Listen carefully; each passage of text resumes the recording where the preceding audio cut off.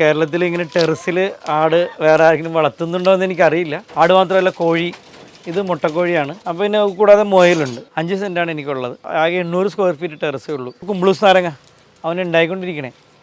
ഇച്ചിരി മൂത്ത് കഴിഞ്ഞാൽ പഴുക്കും. ഇപ്പുറത്ത് ആര്യവേപ്പുണ്ട്, ഇത് ബ്ലാത്തി അമ്പഴങ്ങ, ഇത് വാളംപുളിയാണ്. വാളംപുളി ടെറസിൽ അങ്ങനെ ഉണ്ടായിട്ടുണ്ടോ എന്ന് എനിക്ക് അറിയില്ല ആർക്കെങ്കിലും. അപ്പോൾ എൻ്റെ വേറൊരു ആഗ്രഹമായിരുന്നു ടെറസിൽ ഒരു തെങ്ങ് വേണം.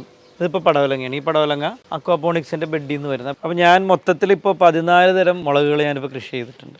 എൻ്റെ കൈപ്പത്തിയേക്കാൾ നീളമുണ്ട് ഈ മുളകിന്. ഇനിയും നീളം വെക്കും ഇതിട്ട് കഴിഞ്ഞാൽ. അപ്പോൾ ടെറസിലും അക്വാപോണിക്സ് കം ഹൈഡ്രോപോണിക്സ് എന്നൊരു സംവിധാനമാണ് ഞാൻ ചെയ്തേക്കുന്നത്. അടക്കാമരം ആളുകൾ ടെറസിൽ വെക്കേണ്ടതെന്ന് എനിക്ക് തോന്നുന്നില്ല, പക്ഷേ എൻ്റെ ഒരു ആഗ്രഹം ഒന്ന് അടക്കാമരം വേണമെന്ന്. അപ്പോൾ ഒരു അടക്കാമരം അങ്ങനെ വെച്ചു. ടെറസ് കൃഷി തുടങ്ങിയപ്പോൾ എൻ്റെ ഒരു ആഗ്രഹം നഗരത്തിനൊരു സമ്മിശ്ര കൃഷിയുടെ ടെറസ് മാതൃക സമ്മാനിക്കണം എന്നുള്ളത് എൻ്റെ ഒരു ആഗ്രഹം. അതിനുവേണ്ടിയുള്ള പരിശ്രമങ്ങളും പരീക്ഷണങ്ങളായിരുന്നു നടത്തിയത്.